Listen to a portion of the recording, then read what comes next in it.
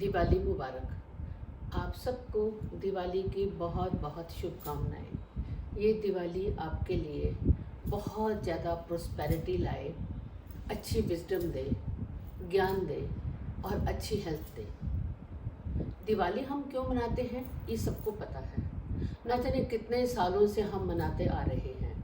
सबको मालूम है इस दिन श्री राम जी सीता और लक्ष्मण के साथ वापस आए थे और सब ने उनके आने की खुशी में घी के दिए जलाए थे। लेकिन दिवाली त्रेता युग से नहीं, इससे भी बहुत हजारों साल पहले, राम जी से भी हजारों साल पहले से दिवाली हम मना रहे हैं।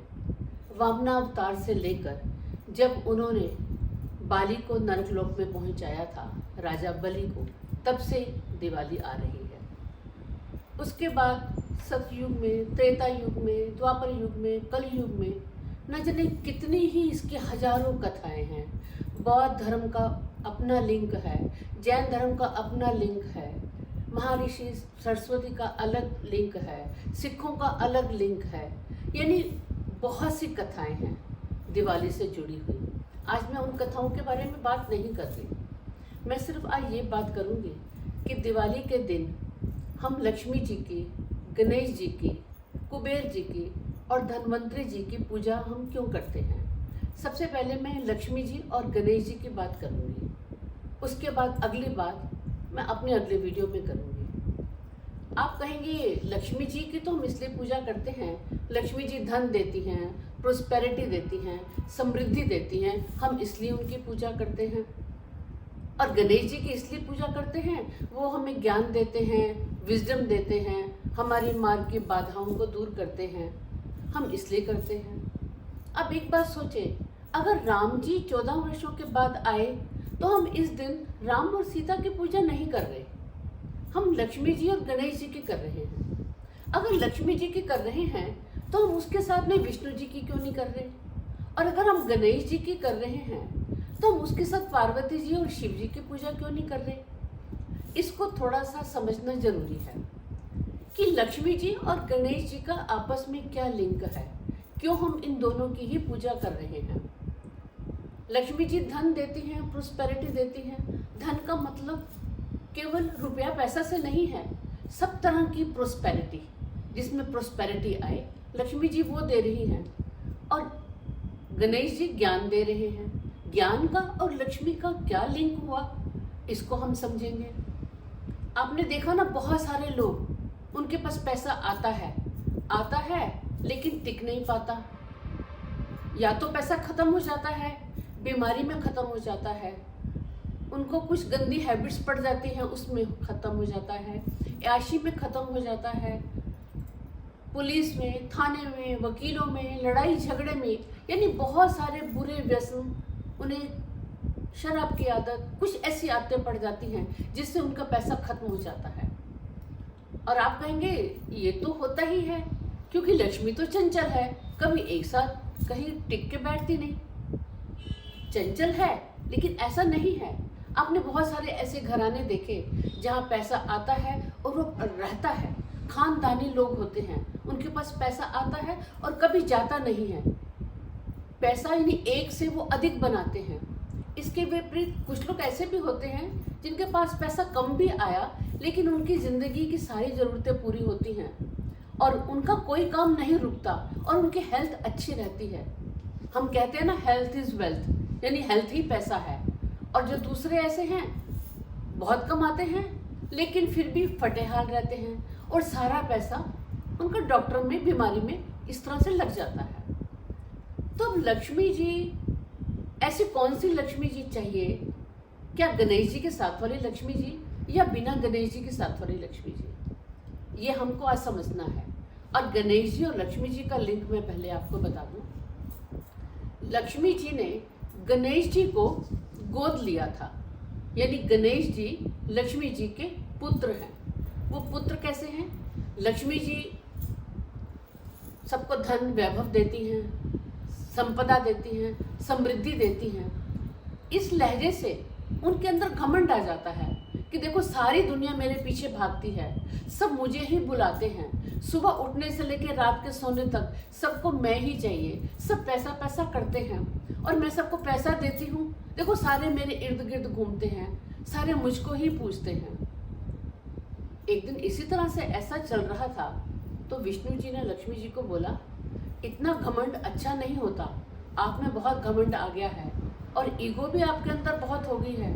अगर आप जो पैसा किसी को देती हैं वो टिकता तो नहीं, वो टिकता नहीं है, फिर ऐसे पैसे का क्या फायदा जो वो पैसा टिका ही नहीं। और एक बात आप बताएं, क्या सभी को आप सबकी मनोकामना पूरी कर पाती हैं? ऐसे बहुत से लोग हैं जिनके पास संतान नहीं है, आप उनको संतान नहीं दे पाती क्योंकि आपके पास संतान है ही नहीं। ऐसा होता है ना, कोई हमसे कुछ मांगेगा हम वही उसको देंगे जो हमारे पास होगा, और लक्ष्मी जी की कोई संतान नहीं थी। लक्ष्मी जी को ये बात लग गई और उनको लगा सचमुच में मेरी कोई संतान नहीं है, और वो जो संतान का जो सुख है, वो जो ममता है, संतान के सुख के लिए मैं प्यासी हूँ, मेरे पास नहीं है। उन्होंने बहुत सोचा, काफ़ी सोचती रही। फिर वो कुछ दिन के बाद अपनी फ्रेंड पार्वती जी के पास जाती हैं और उन्हें कहती हैं, देखो आपके तो 2 पुत्र हैं, अगर एक पुत्र आप मुझे गोद दे दें तो आपके पास भी एक पुत्र होगा। मैं बहुत दुखी हूँ और मुझे संतान चाहिए, मुझे पुत्र चाहिए। पार्वती जी ने कहा, देखो जो कार्तिकेय जी हैं उनके 6 मुख हैं, वो इतना खाते हैं कि आप उनको खाना इतना नहीं दे पाएंगे। और जहाँ रही गणेश जी की बात, तो गणेश जी इतने शरारती हैं, इतने चंचल हैं कि मैं 1 सेकंड भी उनको बिना देखे नहीं छोड़ पाती। वो इतनी शरारत करते हैं और उनके अंदर इतना ज्ञान है, उनके अंदर इतनी जिज्ञासा है, वो इतने क्वेश्चन पूछते हैं कि वो सारा दिन मैं उनकी जिज्ञासा शांत करती रहती हूँ। तो लक्ष्मी जी ने बोला, नहीं मेरा तो राज दरबार है, वो लक्ष्मी जी जो ठहरी, विष्णु का दरबार है, मेरे पास पूरी सुविधाएं हैं, मैं गणेश जी को अच्छे से रख लूँगी। और इसके अलावा ब्रह्मा जी की जो 2 बेटियां हैं, रिद्धि और सिद्धि, मैं उनकी शादी भी इनके साथ कर दूंगी।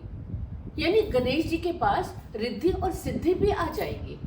हम जब भी गणेश जी की पूजा करते हैं तो रिद्धि सिद्धि का नाम लेते हैं ना, ये दोनों मेरे पास गणेश जी के पास आ जाएंगी। और इसके अलावा गणेश जी का मैं ये आपको वचन देती हूँ कि मेरी प्रोस्पेरिटी, मेरा धन, मेरी कोई भी पूजा करेगा वो तब तक मेरी पूजा अधूरी होगी जब तक गणेश जी उसमें नहीं होंगे। जब गणेश जी उसके साथ मेरे साथ आएंगे, मेरे साथ जब गणेश जी की भी पूजा होगी, तभी लोगों के पास समृद्धि आएगी। और इसके अलावा वैसे भी कोई भी व्यक्ति कभी भी कोई पूजा करेगा, अगर वो गणेश जी से शुरुआत नहीं करेगा, विघ्नहारी से शुरुआत नहीं करेगा, तो उनके रास्ते में ऑब्स्टेकल रहेंगी, अड़चने रहेंगी। तो पार्वती जी ने गणेश जी को उन्हें दे दिया। और वैसे सही भी तो है ना, अगर मान लो ज्ञान ही नहीं है, विजडम नहीं है, पैसा हमारे पास आ गया, वो पैसा हमने कहाँ खर्च करना है, कैसे खर्च करना है, कैसे उसको 1 से 100 बनाना है, हमें नहीं पता होगा, विजडम नहीं होगा। इसीलिए ये बताने का मतलब है कि बिना ज्ञान के संपत्ति अधूरी है। जब तक ज्ञान नहीं होगा तभी संपत्ति आएगी। और गणेश जी को साथ में रखने का मतलब है कि गणेश जी जिसको कहेंगे, गणेश जी अपने विवेक से, अपने विजडम से ये तय करेंगे कि कौन सा ऐसा व्यक्ति है जो सदगति के रास्ते पे चलता है, जिसके पास सद्बुद्धि है, जो सही रास्ते पे चलता है, सही काम करता है, बहुत मेहनत करता है, बहुत उद्यम करता है, उसको ही पैसा देना ठीक है। क्योंकि लक्ष्मी जी ने ये नहीं देखना, जो देखने का काम है, विवेक का काम है, वो गणेश जी ने करना है। और गणेश जी जिसके बारे में बोलेंगे कि देखो ये तो बहुत मेहनती है, और आपने देखा है ना लाइफ में जो बहुत मेहनती होते हैं, अपना कुछ ठान लेते हैं, बहुत ज्ञान अर्जित करते हैं, अपने ज्ञान से, विजडम से, अपनी नॉलेज से जितना वो ज़्यादा करते हैं, उन्हीं के पास धन संपदा आती है, उन्हीं के पास संपत्ति आती है, पूरी प्रोस्पेरिटी उनके पास आती है। तो इस बार जब भी आप लक्ष्मी जी की पूजा करें, बिना गणेश जी के नहीं करेंगे। अगली बार मैं आपको बताऊंगी कुबेर जी के बारे में और धनवंतरी जी के बारे में। आप अच्छे से दिवाली मनाएं, खुश रहें, अपने घर को अच्छी तरह से साफ सुथरा करें, क्योंकि लक्ष्मी जी ने आना है और वो जो निर्णय है वो गणेश जी ने करना है। सद्भाव के साथ रहें, अच्छा पढ़ें, अच्छा लिखें और बहुत मेहनत करें। आपकी दिवाली बहुत शुभ हो। धन्यवाद।